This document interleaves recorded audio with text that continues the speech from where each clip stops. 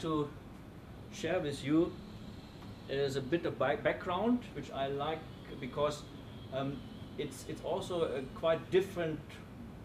I was schooled in Germany, and then I went to Spain and to other countries and to Austria and living there, and this is now the 5th country I'm living in, and still coming from the German education system, which is very different from the UK, and also related, for example, to the professional education, which is very different from the UK. And I think I will make a small comments on this in the background, then the concepts of knowledge and knowledge management, and then a method which I developed to implement knowledge management on organizations. We are now down to a lower level. We are not talking about the policy, but about how organizations deal or more effectively exploit and generate knowledge. And then a brief summary. But before I start, I would like to ask you to answer my question in terms of when this was published. Did we ever run the ABC project? I think we did when O'Reilly was here. Any good? That's too far back for me. So runs a pattern of conversation that any person has heard. No one in the company now knows whether the project was a success or a terrible flop, because O'Reilly is gone and the company hasn't any memory. So the scheme is tried again, maybe it's another mistake, and in any case the details must be worked out from scratch. O'Reilly had the whole project done up in a portfolio style, but he took the only one left in the files along with him to the new job. So in 2 large organizations, the author, she had worked, every project considered actually and carried out stood in relation to the company as a pioneer effort, an experiment without precedent, without a gauge of experience with which to measure the possible outcome. So when do you think was this published? Which year? Any guess?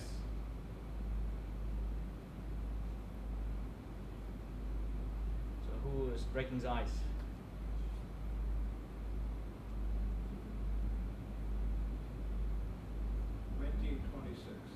1926. Right? Any other suggestions? There's no mistake here, by the way. You can't make any mistake. Nobody? 1892. Sorry? 1892. 1892. Oh, that's even older.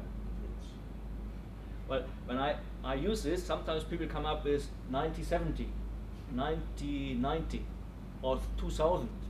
Actually, it was published in 1941 in the Harvard Business History Review, and she was talking about marketing campaigns running in the 30s in the US. So, and companies never remember. You could also put today in a paper and you might be able to publish it as well. So not much has changed. Maybe you haven't learned. But I think it's the second learning this particular paper is really interesting in, because what do you think the author proposed as a solution to how to create a memory for that company in 1940, 41? Any idea, any suggestions? I should imagine. Sorry? I should imagine that it was the solution was some sort of capture, yeah. having some sort of filing system, perhaps, Yeah. or some sort of record Okay. where the Yeah. project could be recorded and retained. Yes. And whom should we contract to do this? Any guessing? Let's imagine, because it's published in the Bulletin of Business Historical Society, that it might be a business historian that should be contracted. You have read it, isn't it? Exactly, it's right. It's a historian, and this kind of suggestions you never read in any knowledge management literature. And I like this because not only that I have a favorite for historical developments, but if you realize the historic procedure, it's not looking only on one side, contrasting different sides, having the favors and the back, interpreting the statistics, getting to the facts, and not the marketing guys who painted it was a nice project, and we were having a big success, and so on. So this is something, and for example, I was once asked by Henkel, which is a large German multinational corporation, doing this hair shampoo and this kind of stuff, and they do this kind of stuff from marketing projects, and obviously they have to learn. For example, they have to learn that in Arab countries you read from the other side, from right to left, while we in Europe read right from left to right. And obviously, if you have here the dirty shirt, and then you have the washing powder, and then you have the white shirt, if you use this in an Arab company, you will never sell your washing powder. So that's very important to learn from other companies. So in terms of the current state of knowledge management, in terms of academia, research, colleagues have claimed that we are in a pre-science, if you take to Kuhn paradigmas of how science developed, we are in a kind of pre-science state with different paradigmas competing each other, and with a disagreement about the fundamentals in the field. And you will see this when I come later to the definitions, what is understood as knowledge. In terms of practice, industrial practice, business practice, the Bain management consultancy company does every couple of years a survey about the most used management tools, and knowledge management still figures among the 25 most used tools, and even projected by an increase of 30% from 2010 to 2011. And recently, a professor from the university in Germany, he carried out on behalf of the Ministry of Economics and Technology in Germany a representative survey of the so-called Mittelstand, which is small and medium-sized businesses in Germany, 3,400 countries, and concluded that knowledge-oriented management has a significant influence on performance. So basically, they identified three types of how business owners and managers conduct this, and it has some payoff in terms of performance of their small and medium-sized businesses. Okay, maybe background. I just want to give you one example. When I'm a social scientist trained by Göttingen, and then I went to Fraunhofer, which is one of the largest applied research organizations in the world. We have about 13,000 employees, 1 billion budget, and it's 56 institutes all over Germany, and it's applied research. So 80% of the budget of an institute has to come from competitive tenders, for example, 50% from companies and 30% from national or European projects, and 20% is kind of taxpayers' money. And when I started, we were looking into the tacit knowledge of skilled workers. So those standing on the machine, working the metal, producing these components Ed spoke about, which then are helping Airbus and Boeing to let their airplanes fly. So these kind of workers, and it was a problem from the traditional non-computerized machines, where people with the vibration, with the sound, knew that it goes well, to go to the CNC controlled machines. And our task was to understand this tacit knowledge and to try to understand how it can be transferred towards the new generation of machines. And we observed colleagues working with BMW and with other big companies in Germany in order to understand this. And since then, I have a huge problem when the Anglo-American published literature speaks about knowledge workers, which are mostly referred to white-collar office workers jungling with information and making predictions about certain levels of investments or not. So for me, this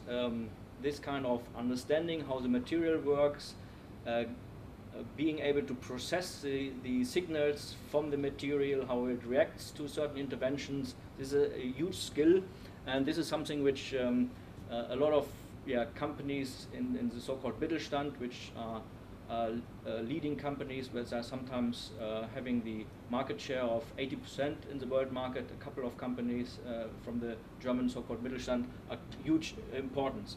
The most thing I will talk about is projects we've made with a lot of companies here about how to improve, how to assess, how we deal with knowledge in our daily working procedures, in our business processes, in our organizational processes. And maybe currently I'm leading a project with quite a lot of countries, colleagues from countries, and what we are doing is we are looking into a survey, what are the knowledge needs from previous work and what should be captured for future work projects. And we are also doing a research roadmap on future research and knowledge management, and we are having 18 countries, about 180 experts interviewing, and unfortunately none yet from the Gulf region. We have a colleague in Egypt and Morocco and Turkey, but unfortunately not yet somebody who's contributing something from the Gulf region, and maybe somebody might be interested to join our network. Right, concepts. So basically what you sometimes read in this knowledge management papers and books, that they avoid defining what it's meant with knowledge, and actually it's hard, but some people tried it. For example, as we are in Britain, the British Standard Institute published so-called, well, not a standard, but a recommendation based on the insights from some consultants, business practitioners and academics, and they define knowledge as a generic description of the following: conceptual knowledge, explicit knowledge, operational knowledge, synthesized knowledge, systemic knowledge, tacit knowledge. So quite an enumeration, and now we know what it is. Then the colleagues from America, Davenport and Prusek, give us the idea that knowledge is a fluid mix of framed experiences, values, contextual information, and insights that provides a framework for elevating and incorporating new experiences into information. So it originates and is applied in the minds of the knowers. In organizations, it often becomes embedded not only in documents or repositories, but also in organizational routines. So the way we work, processes, practices, and norms. Yeah, that's more from the standard and from the academic discipline, and two guys from the practice say that knowledge is a capacity for effective action, knowledge is information with value. So basically there's no consensus as the colleagues who reviewed the field, and the most used differentiation is this from the biologic of philosopher Michael Polanyi, who describes this as tacit dimension, and it's kind of this iceberg kind of metaphor he uses. And all what I can have so far experienced in this company projects, knowledge is always a certain domain, and it's always a combination of these explicit, implicit elements. And I observed quite a lot of failures when companies, with their efforts to implement a system, only focus on kind of explicit and don't take account the other part under the waterline. And this has created, especially in the 90s, a lot of investments, and those who profited from this are basically the IT companies providing the tools, but not the user and those who have invested for these tools. So in case that you have to decide and how to implement this, be aware that only focusing on external explicit knowledge and not taking into account what is in the brains of those who should use it would be a huge misinvestment. And unfortunately, still today, especially in engineering-led companies, there's a tendency to overvalue this explicit know-how, which is described in procedures and rules.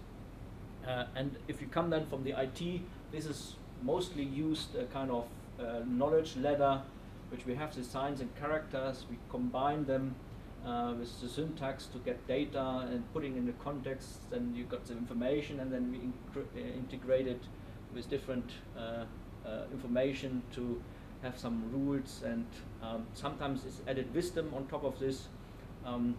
This is also quite information-based, information-biased, and also sometimes leads to this bias in investments, which will then use a lot of your resources and time, but not contribute basically to a continued dissatisfaction with the discipline and with the term. And then there's another one which is basically, this is kind of that we can transform this into packages and then transfer it. And here, this is maybe also what Ed was talking about.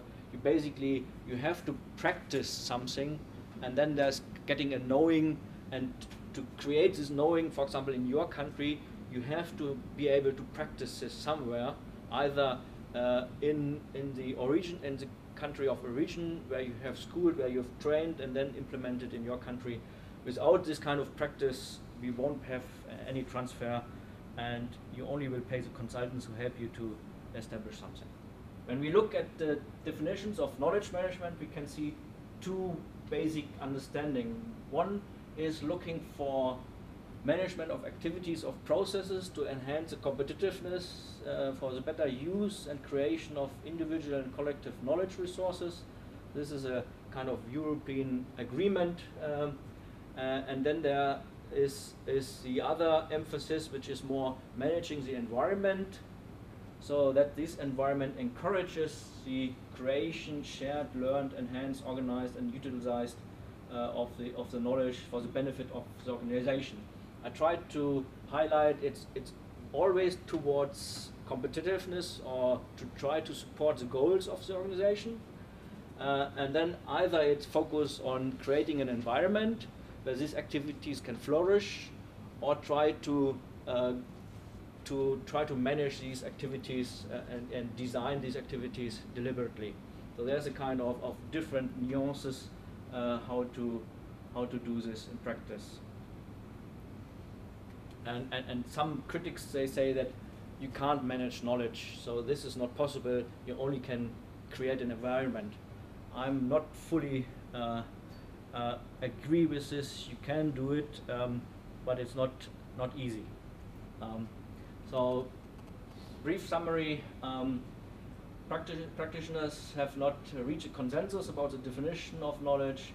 KM failures are often due to the emphasis of this understanding of knowledge as explicit, and therefore I would suggest that an organization should work out their own understanding of knowledge with those who have to use this based on the business needs, and the KM framework, which I explain in a minute, might help you to communicate and achieve this shared understanding what should KM be for our organization.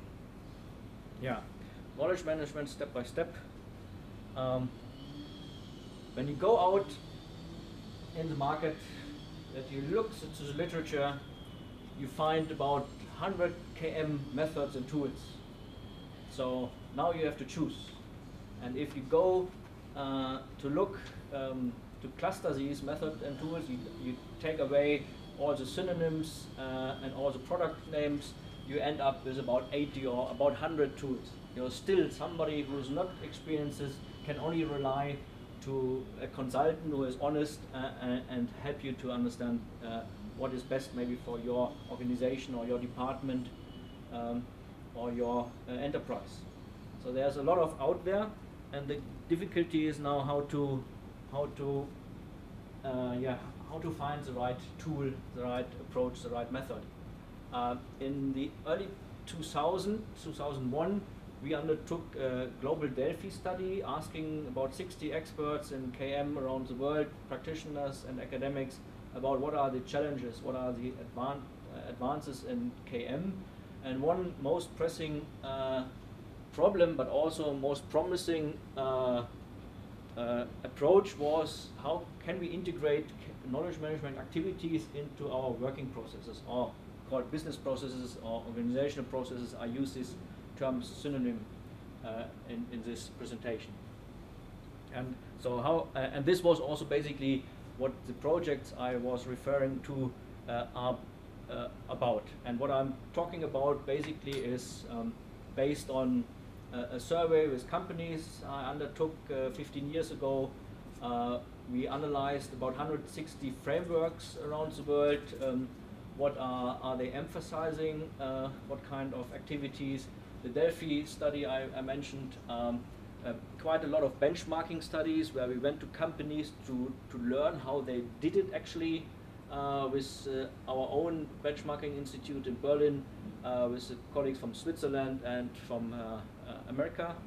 A lot of expert interviews to understand how expert would judge this, how we can assess knowledge handling, and then the projects with companies, for example, from Volkswagen, from the German air traffic control, there was a Ministry of Home Affairs involved, the police, so large and small companies.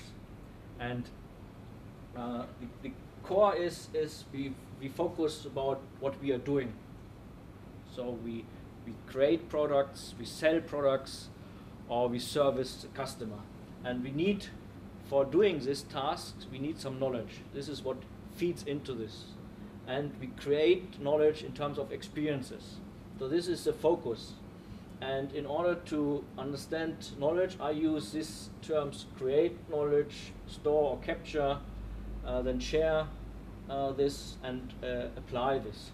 Once I was giving a presentation, and there was one guy from ThyssenKrupp, one large steel company in Germany, which about 400 different sites and smaller companies, and he was a knowledge manager for this company producing concrete plants, and he was responsible for the intranet and getting the lessons learned from the projects, putting it on the wiki, and making sure that people access this. And he challenged me, okay, Mr. HEISIG, I'm only the person who is providing this, I'm creating the environment, this is the task of the people to do it. But my understanding is, yes, it's right, but you have, if you design a solution, then you have to think about how we can motivate, how we can incentivize the people, how we can make them, how can we create their skills in order to really to understand this and apply it in their new projects. And if we get this right, then we have certain success factors or areas where we have to design things, or at least we have to understand it.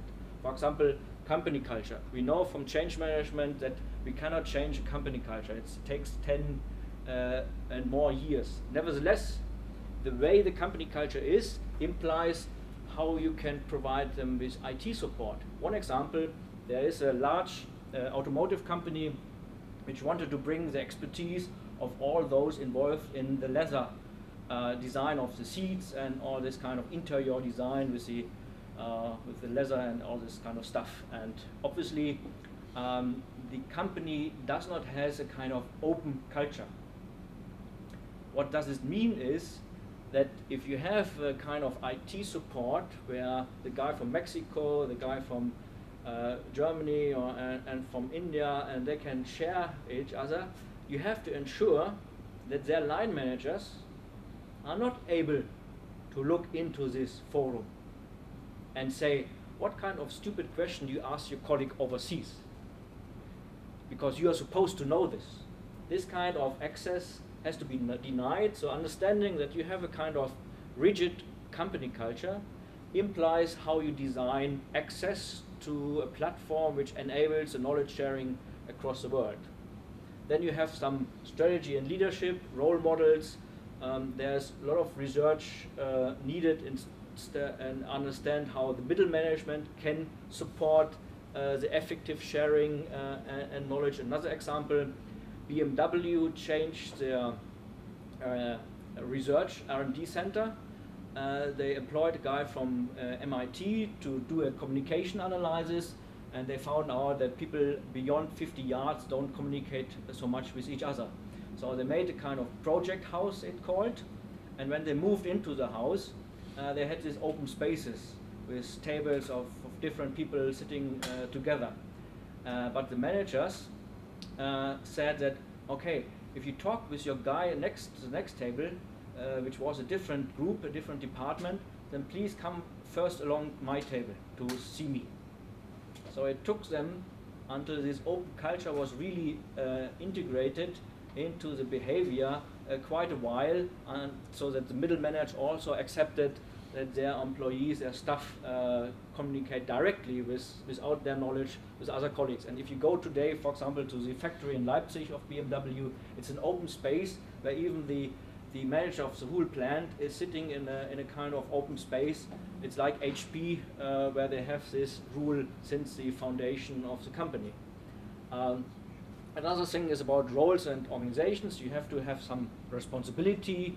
For example, if you capture certain knowledge, you have to make sure that it's valid, that other people can use it, and have to trust this. We did one project in an IT company where the IT guy has provided a very good environment, and people could search very well through all the databases of this company, but they didn't apply it.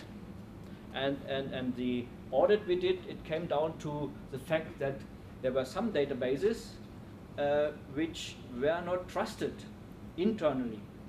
So you didn't know where the information which you were on your screen came from. Does it come from the untrusted database, or does it come from the repository where everybody agrees that this is a trusted sources and we can use it?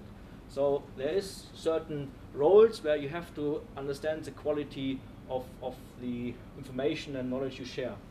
Then controlling is about what is in there in terms of measurements, of indicators. And this is not only a thing which the management want to know, also the people involved, they want to know, does it pay off? Does the 5 minutes I have to take in order to capture the lessons learned, does it pay off? And then the most overlooked area is human resources. It's about skills. When we did our first project, we published this, and we couldn't publish the case study from this pharmaceutical company. It was the only company we found in Europe at that time which invested in human resources, in training of their medical doctors, of their chemists, of their biologists, of their pharmacists. They invested a lot in IT, a search engine, and taxonomy, which covers all the links, controlled vocabulary to retrieve things, but they also invested in the skills. And what I mean with skills is being able to search. Are you Googling or are you searching to understand if this is trustful, to criticize this, which is unlearned today, because all the chairs of library management and these are cut down and abolished for example, in German universities. And also, for example, BMW asked a professor from Leipzig University to design a training course for their middle managers to be able to write lessons learned. So those shop floor managers should be able to write lessons learned. So if you have, for example, engineers, the first time when they have to produce some extensive work is when they do their dissertation. Before it's about tests and mathematics, and there are very few opportunities that an engineer can really write up stuff very comprehensively. But we always wanted to make a project in this area, but it was only in the 10 years I was working in this, only Audi, which came along once to ask about this, and it's still overlooked. It's mainly about giving people an idea which button to click when they got a new software application called Knowledge Management System. And then, well, there's this European framework which is similar, and in terms of how to make this very practical terms is there's 5 steps. You focus where we want to do it. All companies which try to do it all over the corporation failed. We have, in the case studies we did, we have 2 companies who agreed, yes, we failed. There was one American company and one British company. Other companies with other backgrounds might not want to disclose that they failed sometimes. So, for example, let's assume that we do it in sales. Then we have to understand, okay, what is the system limited? Because when you talk about knowledge use, in order to understand what is good, what is wrong, sometimes people start talking about other areas which are not under their influence. So you have to get an understanding, okay, what we are talking about. We're talking about the sales process, for example. We want to sell a project. And then we identify what kind of knowledge we need for this. For example, customer knowledge. We want to know about the customer knowledge. And the customer knowledge in the context of sales is different than from the customer knowledge in the product development, because here you want to know who has taken the decision to contract us, while in the development phase you want to know more about the detailed customer requirements.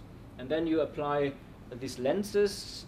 How do we create knowledge? Which tools and methods do we use? How do we share this? How do we capture this? Which tools and methods do we use? You come to an agreement with those people who are working in the process. If you interview if this method with managers, then they tell you always how it should be done, and not how it's done. And when you have the kind of understanding what is good, what is to be improved, so this kind of visualized here by the traffic light symbol. The red dots are those where they are not very good in, for example, creating knowledge. Then you can go to these huge portfolio of tools and methods out there. You can select a couple of methods. Also, people from the company have some ideas. You try to describe the solution, and then with these methods and tools you transform these solutions into tasks, and then you look how we can fit the tasks we create out of this solution into our daily working processes. And then it's a way to understand how the environment fits in order to implement this finally. There are some companies have used it.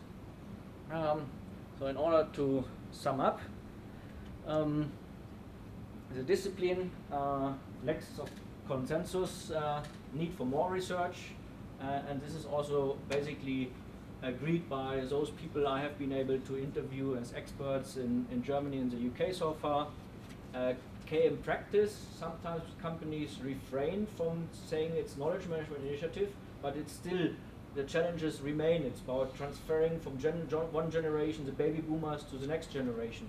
How we transfer this from one side to the other side. I'm at the moment working with two Danish companies, one from the oil industry or the other from the food industry, and they have exactly the point that they have different sites all over Europe, and they try to transfer the knowledge from one side to the other side. And then my suggestion is to embed these activities, knowledge-related activities, into what we do anyways, and slightly change the way we do things, which is a hard way to change. And therefore, we have to find the right fit in order to make it aligned with the culture, with the skills, with the leadership in the organization. All right, I hope I gave you some idea about how to do it on an organizational level in case that you are involved in such activities. There's a lot of literature out there, and I'm happy to answer any questions which I'm able to answer. Otherwise, I have to refer you to others. Thank you very much.